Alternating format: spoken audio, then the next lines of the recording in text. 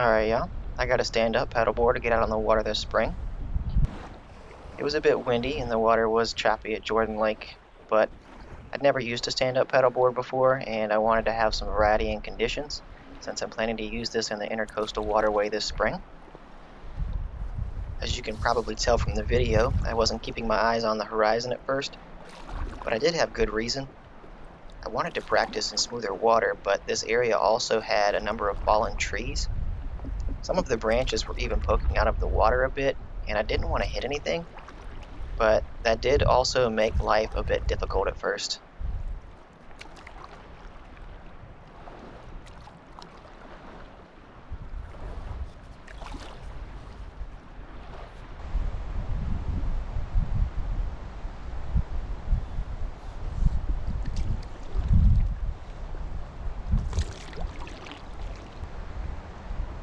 It was a nice day though. The temperature was around 50 degrees Fahrenheit or 10 degrees Celsius. In my world that's chilly, but I was using a lot of muscle to try and balance, so it really worked out. I did get off the board for a minute here to watch another video on techniques though, since I felt like I was still struggling more than I should, and it did help.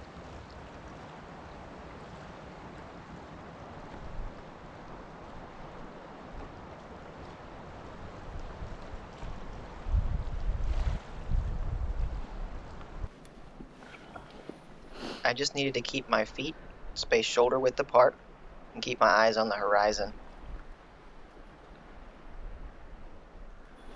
Having gone around the area a few times to find all the fallen trees first was definitely a must though.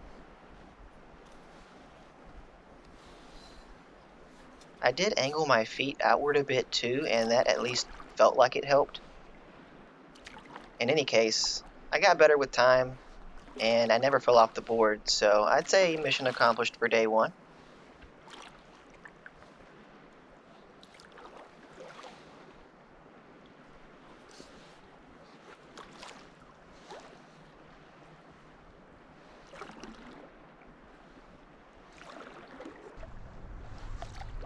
At first, I wanted to go past that fallen tree because, as you might think watching this video, it looks like there's space in between the fallen trees on both sides, but it's really only maybe a few inches underneath the surface of the water, and there was just no way I could get past it.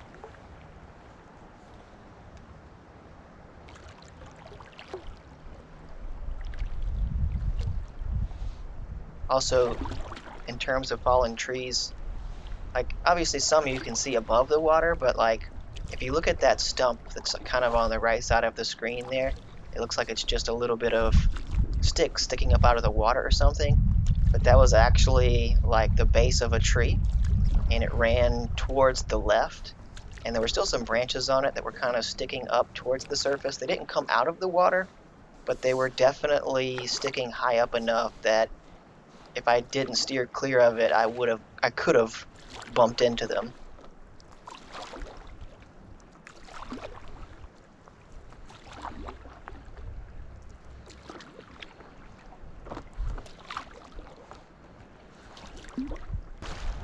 Now maybe I'm just being a little bit overly dramatic, but I feel like the camera does not do the little bit of waves that there were justice. I mean, I know they weren't like significant, but still, for being on a paddleboard for the first time, it was difficult, we'll say. And I just feel like the camera, I mean, you can see the waves, but I don't think you can really tell. I don't know that the camera has as much depth perception as the human eye, I don't know. But in any case, you can tell that the closer I get to the ramp, the more choppy the water gets. So that's why I kind of stuck to that one area for pretty much the entire time I was on the board.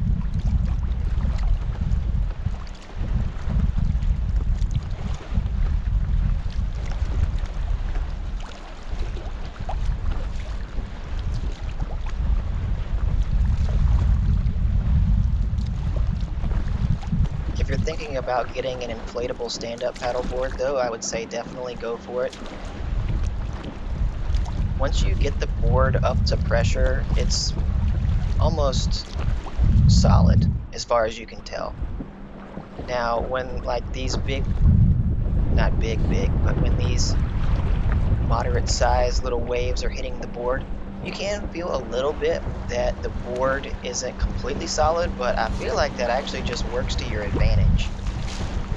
And it just seems like it's a really good product. It's pretty fun.